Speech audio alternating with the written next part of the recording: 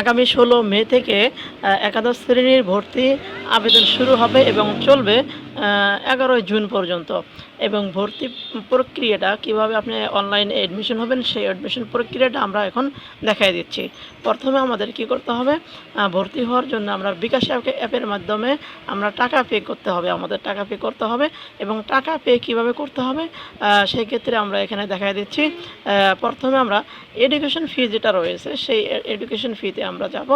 Education ফিতে যাওয়ার পরে আমাদের এরকম একটা ইন্টারফেস চলে আসবে। এখানে আমরা এক্সআই ক্লাস অ্যাডমিশন যে অপশনটা রয়েছে সেই অপশনটার মধ্যে আমরা কি করব, প্রেস করব। প্রেস করার পরে এরকম একটা আমাদের ইন্টারফেস চলে আসবে। এখানে আমাদের সিলেক্ট বোর্ড, অর্থাৎ আমরা কোন বোর্ড থেকে পরীক্ষা দিয়েছি সেই বোর্ডের নামটা আমার এখানে প্রেস করতে হবে। আমরা এখন বোর্ডের নামটা সিলেক্ট করতেছি। তারপর হচ্ছে পাসিং ইয়ার, আমি কোন, অর্থাৎ যে অ্যাডমিশন হবে সে কত সালে এসএসসি পাস করছে তার সালটা দিতে হবে। তারপরে তার যে নিচে যে অপশনটা রয়েছে রোল নাম্বারটা, অবশ্যই রোল নাম্বারটা ভালোভাবে পূরণ করতে হবে। পূরণ করার পরে নিচে যে অপশনটা রয়েছে মোবাইল নাম্বারটা, সেই মোবাইল নাম্বারটা আমাদের যে ব্যক্তিগত মোবাইল নাম্বারটা, এখানে কোনো দোকানদারের মোবাইল নাম্বার নয়, নিজস্ব কোনো ছাত্র বা ছাত্রীর পিতামাতার নাম্বার অথবা তার ব্যক্তিগত নাম্বার এখানে বসাতে হবে। কেননা কলেজ কর্তৃপক্ষ সেই নাম্বারে আপনাদের সাথে কী করবে, যোগাযোগ করবে। বসানো হয়ে গেলে নিচে যে অ্যারো অপশনটা রয়েছে সেই অ্যারো অপশনে আমরা কি করব, প্রেস করব। প্রেস করার পরে আমাদের এরকম একটা ইন্টারফেস চলে আসবে। এখানে আমাদের নাম এবং মোবাইল নাম্বার, রোল নাম্বার সহ নাম দেখাচ্ছে এবং নিচে যে 150 টাকা কেটে নেবে সেটা আমাদের দেখাচ্ছে। সে 50 টাকা কেটে নেবে। নেওয়ার পরে নিচে যে অ্যারো বাটন যে অপশনটা রয়েছে সেই অপশনের মধ্যে আমরা কি করব, প্রেস করব। প্রেস করা হয়ে গেলে এরকম একটা আমাদের ইন্টারফেস চলে আসবে। এখানে আমরা বিকাশে যে টাকা পে করব সেই বিকাশের যে পিন নম্বরটা রয়েছে সেই পিন নম্বরটা আমাদের কি করতে হবে, এখানে লিখতে হবে। পিন নম্বরটা লেখা হয়ে গেলে আমাদের পাশে যে অ্যারো চিহ্নটা রয়েছে সেই অ্যারো চিহ্নের মধ্যে আমরা কী করবো, প্রেস করবো। প্রেস করার পরে এরকম একটা আমাদের ইন্টারফেস চলে আসবে। এখানে আমরা ট্যাপ অপশনের নিচে যে ট্যাপ অপশন রয়েছে সেই ট্যাপ অপশনে আমরা কী করবো, একটু চেপে ধরে রাখবো। ধরা হয়ে গেলে আমাদের পেমেন্টটা সাকসেসফুল হয়ে যাবে। হওয়ার পরে এখানে যে আমাদের ট্রানজ্যাকশন যে আইডিটা রয়েছে, ট্রানজ্যাকশন আইডিটা আমাদের অবশ্যই কপি করে রাখতে হবে, কেননা পরবর্তীতে ক্লাসে ভর্তি হওয়ার সময় আমাদের এই আইডিটা লাগতে পারে। অবশ্যই আমরা এটা সেভ করে বা ডাউনলোড করে রেখে দেব। হ্যাঁ, রেখে দেওয়ার পরে আমরা প্রথমে কি করব, এই যে কোনো একটা ওয়েব ব্রাউজারে গিয়ে আমরা প্রথমে দেব এক্সআই ক্লাস অ্যাডমিশন। সার্চ দেওয়ার পরে এরকম একটা আমাদের ইন্টারফেস চলে আসবে। এখান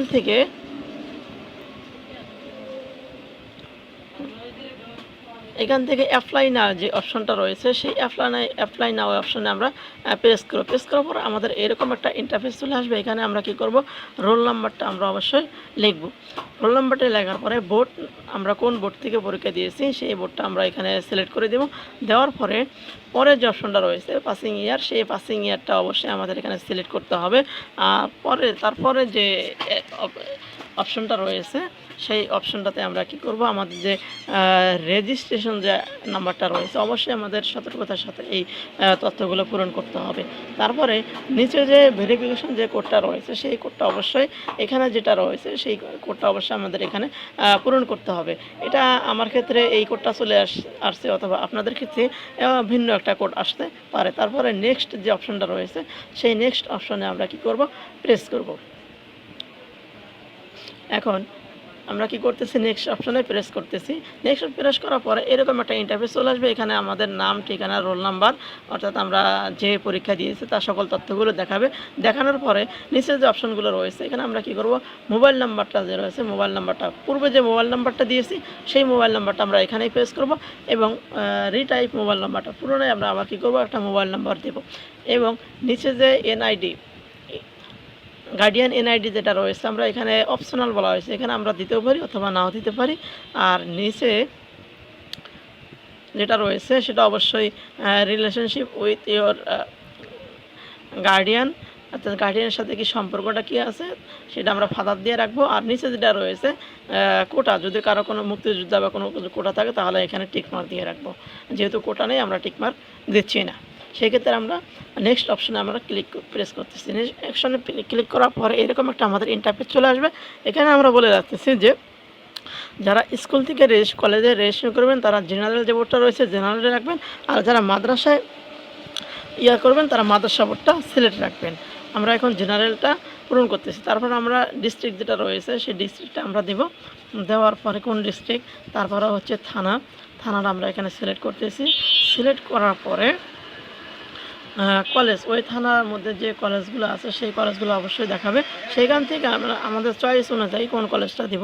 দেওয়ার পরে এখানে ওই কলেজে কতগুলো সিট ফাঁকা রয়েছে সেই সিটগুলো আমরা এখানে, খালি সিটগুলো আমরা এখানে দেখতে পাবো। এখানে প্রেস করার মধ্যে দেখা যাচ্ছে যে সায়েন্স, বাণিজ্য এবং হিউম্যানিটিস, মানবিক শাখা, এই সকল এগুলো তথ্যগুলো দেখাচ্ছে।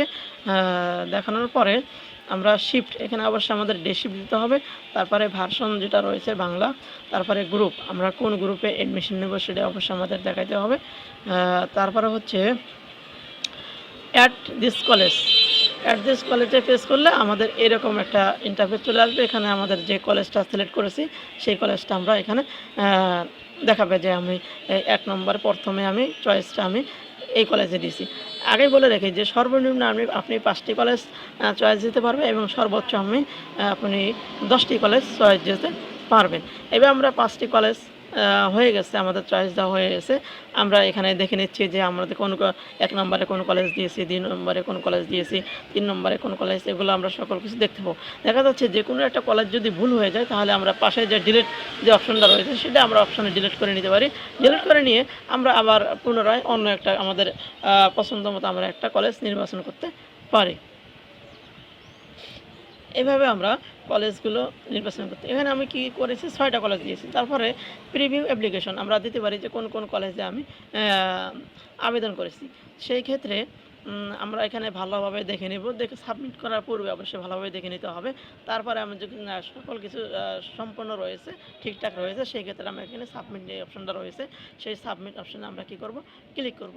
ক্লিক করা হয়ে গেলে আমাদের এরকম একটা ইন্টারফেস চলে আসবে।